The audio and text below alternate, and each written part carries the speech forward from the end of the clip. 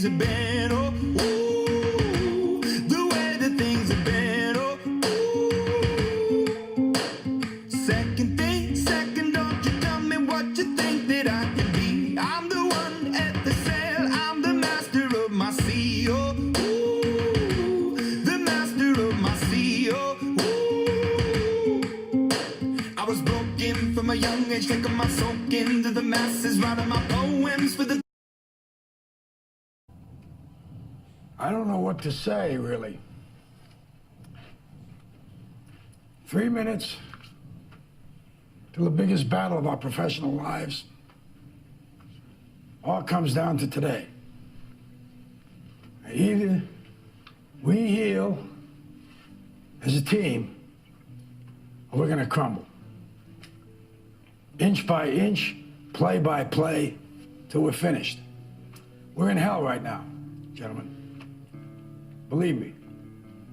And we can stay here, get it kicked out of us, or we can fight our way back into the light. We can climb out of hell. 1 inch at a time. Now, I can't do it for you. I'm too old. I look around, I see these young faces, and I think, I made every wrong choice a middle-aged man can make. I threw away all my money, believe it or not. I chased off anyone who's ever loved me. And lately, I can't even stand the face I see in the mirror. You know, when you get old in life, things get taken from you. I mean, that's part of life. But you only learn that when you start losing stuff. You find out life's this game of inches. So is football. Because in either game, life or football, the margin for error is so small. I mean, 1/2 a step too late or too early, and you don't quite make it. 1/2 second too slow, too fast, you don't quite catch it. The inches we need are everywhere around us. They're in every break of the game, every minute, every second. On this team, we fight for that inch. On this team, we tear ourselves and everyone else around us to pieces for that inch. We claw with our fingernails for that inch. Because we know when we add up all those inches, that's gonna make the difference between winning and losing. Between living and dying. I'll tell you this, in any fight, it's the guy who's willing to die who's gonna win that inch. And I know if I'm gonna have any life anymore, it's because I'm still willing to fight and die for that inch. Because that's what living is. The 6 inches in front of your face. Now I can't make you do it. You gotta look at the guy next to you. Look into his eyes. Now I think you're gonna see a guy who will go that inch with you. You're gonna see a guy who will sacrifice himself for this team because he knows when it comes down to it, you're gonna do the same for him. That's a team, gentlemen. And either we heal now as a team, or we will die.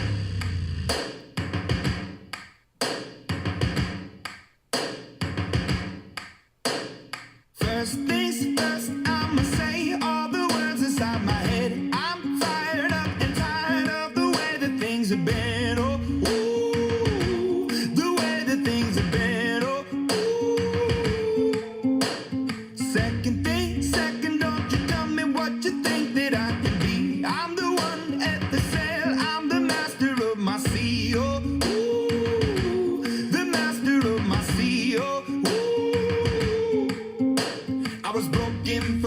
stage, taking my soak into the masses, writing my poems for the few that look at me, took at me, shook at me, feeling me, singing from heartache, from the pain, taking my message from the veins, speaking my lesson from the brain, seeing the beauty through the. Hey, you burn me up, believer, believer. Hey, you burn me down, you build me up, believer, believer. Hey, let the waters flow, let them rain. My life, my love, my time, it came from. Hey, you burn me up, believer, believer. Birthdays, turns, and a prayer to the ones up above. All the hate that you've heard has turned your spirit to a dove. Oh, ooh, your spirit up above. Oh, ooh. I was choking in the crowd, building my rain up in the cloud, falling like ashes to the ground, hoping my feelings they would drown, but they never did, ever did, ebbing and flowing, inhibited, limited, till it broke up and it rained down, like. Hey, you burn me up, believer, believer. Hey, you burn me down, you build me up, believer, believer.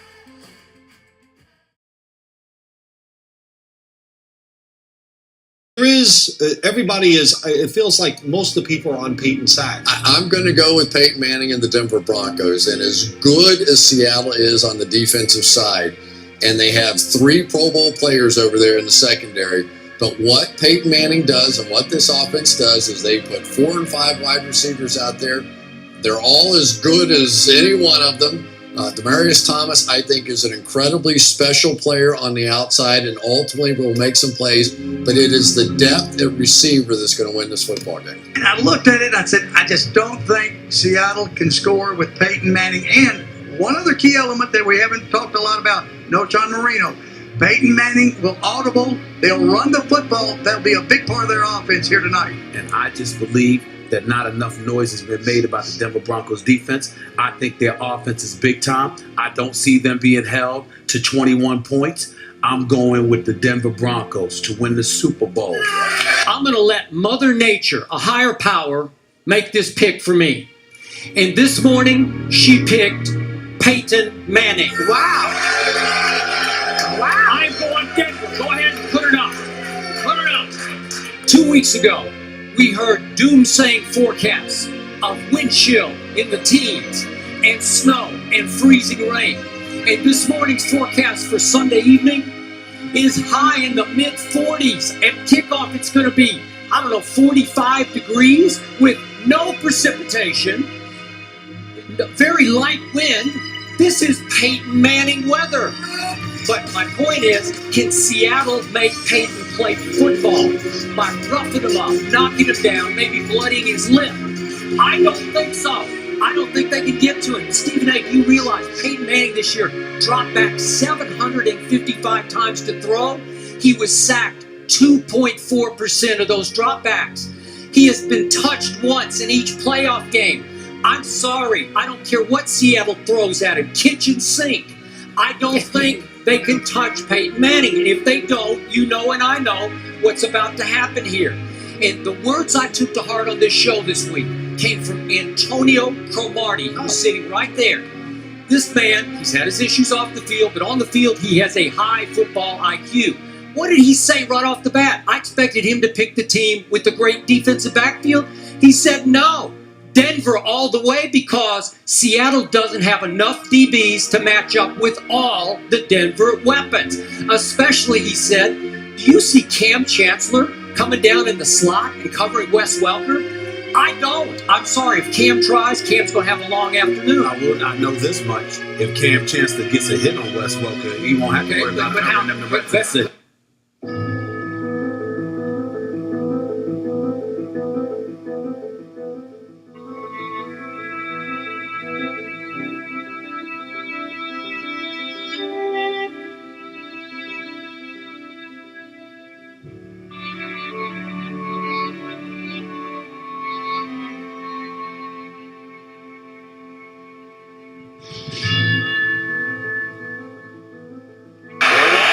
from Seattle, but it is loud. It's snapped over the head of Peyton Manning. A flag is down. The ball's out the back of the end zone. It's a safety to start this game as Manning was away. They get it to him. He gets a block on the edge. Percy Harvin.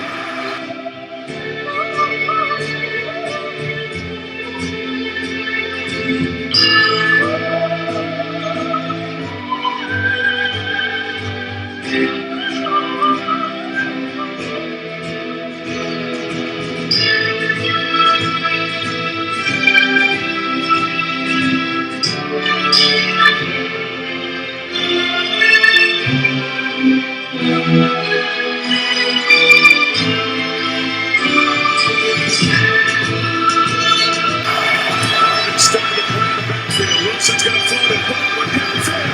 Let it throw. Let it catch. First and goal.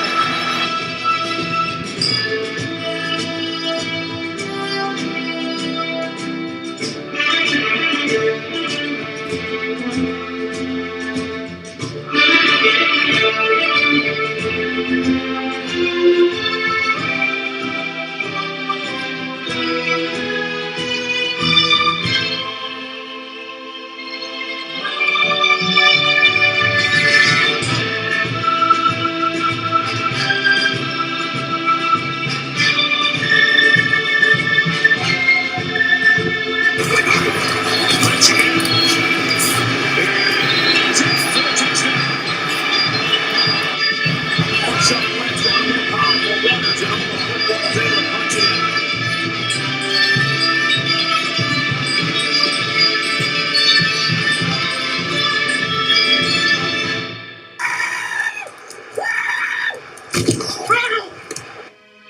This is as physical a defense as exists in the NFL.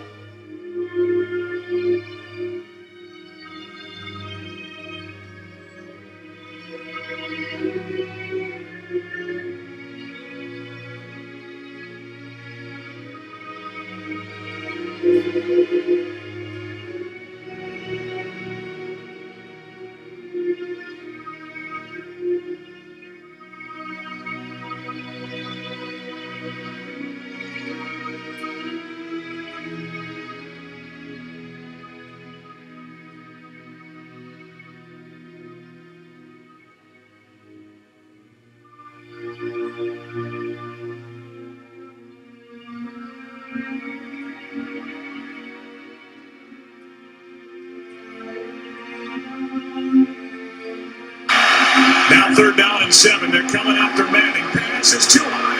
And picked by Chancellor. Intercepted by Cam Chancellor.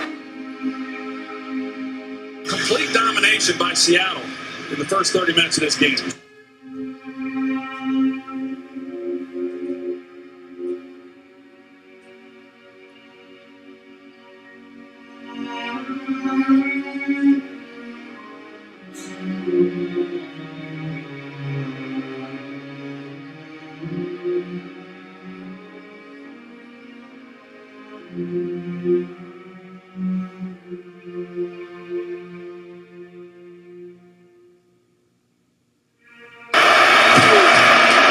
Manning gets hit.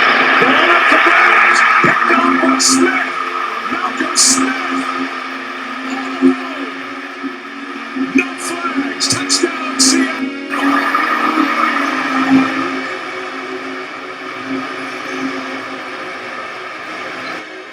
Another huge defensive play by the Seattle team. The number one defense against the number one offense, and in this head-to-head matchup between those two groups, the number one defense just totally dominated this game. Now, I don't think anybody saw this coming.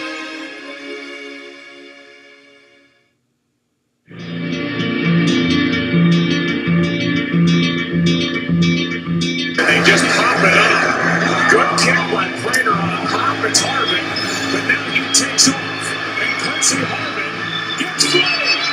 Percy Harvin inside the 30. He's gonna go. Touchdown, Seattle. But Johnny popped it up because they don't want Percy Harvin to return this ball. And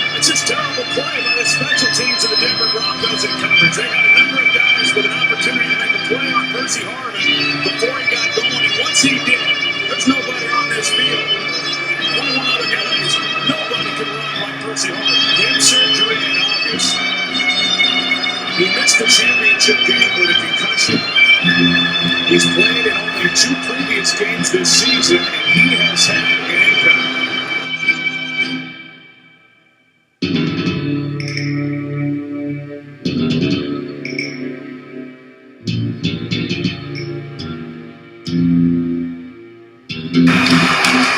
It's 7 different receivers in the box.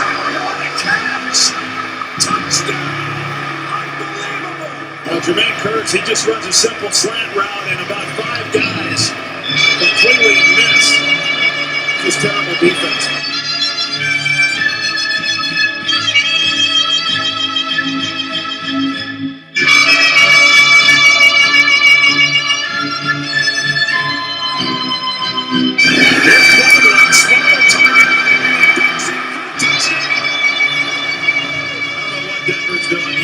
So soft, and I understand it if it's a close ball game, but this game they need to be taking chances and trying to create a takeaway. But for all practical purposes, this game is over. Pete Carroll, you know, something before he said, well, he's just a college coach. He can just rally the kids. He's done a brilliant job. Dominant performance across the board. Pete Carroll, the Seattle Seahawks, the first world championship in franchise history. As they win it, here